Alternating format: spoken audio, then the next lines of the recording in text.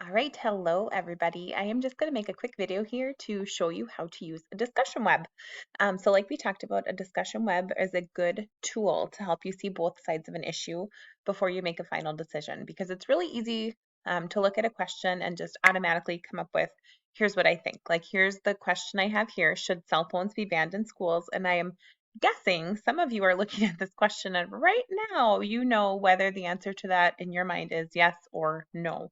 But I'm going to show you how we might use a discussion web to figure out, to see this issue from both sides, because there might be something that I don't think about on the side that I am opposed to.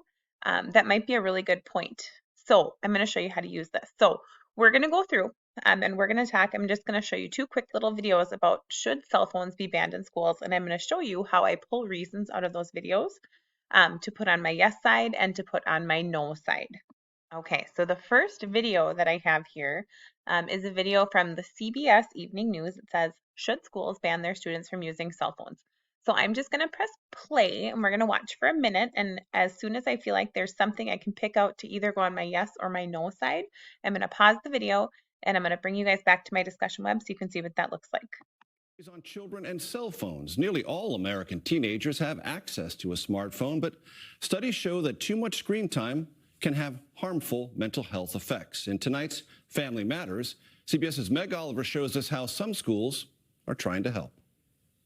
This year, sophomore Saber Kuvea has the gift of time. It's like, even though, sure, I would enjoy scrolling through TikTok on my phone, I have more time to dedicate to art specifically. In September, Buxton School in rural Massachusetts, which Kuvea attends, bans smartphones for students and teachers. The school's few dozen students still have access to tablets and laptops during class, but the school's director, Franny Shuker-Haynes, wanted to give them a break from the constant demands of technology. Do you feel like you're taking that? Okay, so I'm going to pause and I'm going to go back to my discussion web.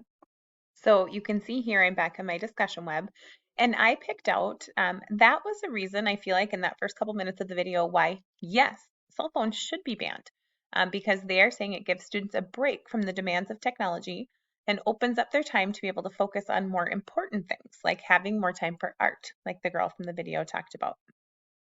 Okay, so now I am back on the video. Let's watch for a little longer and see if we can pick out another reason why either yes or no, cell phones should be banned. Pressure off of them. Absolutely.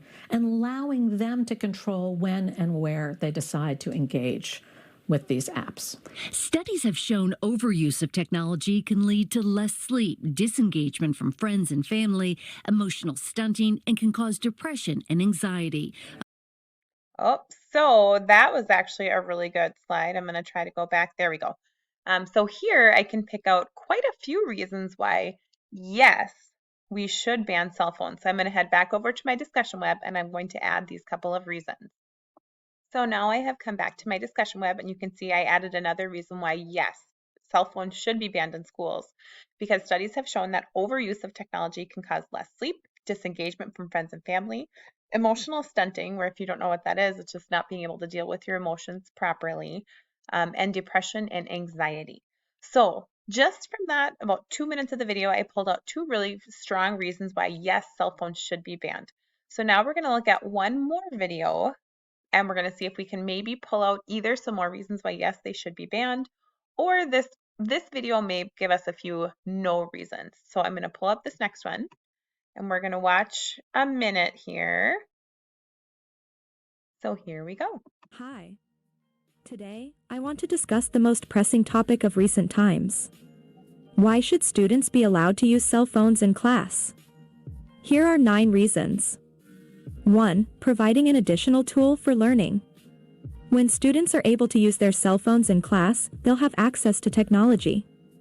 This can be especially beneficial in classrooms that don't have enough tablets or computers for each student.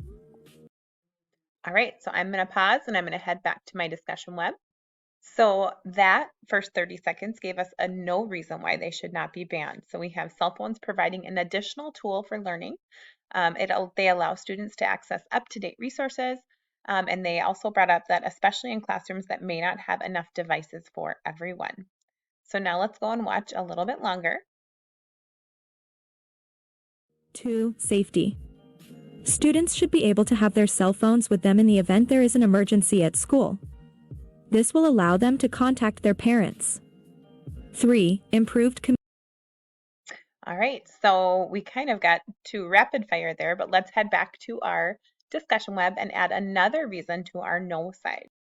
All right, so here we go. We added another reason to our no side, safety. Students need to be able to communicate with families at all times, especially if there's a dangerous situation that comes up at the school. So we're not going to watch any more of the videos, but here you can see this is how a discussion web works. We have our question in the middle, and then we use our yes and our no columns to gather information before we make our final decision. So you are going to be using your discussion web. Your teacher is going to, or has already given you, our central question, and we are going to look at several different resources now and pick out some reasons why yes and no, you may or may not, or people may or may not agree with that question. And then you're going to use that, what you have gathered or what you gather, to make your final decision at the end of our lesson.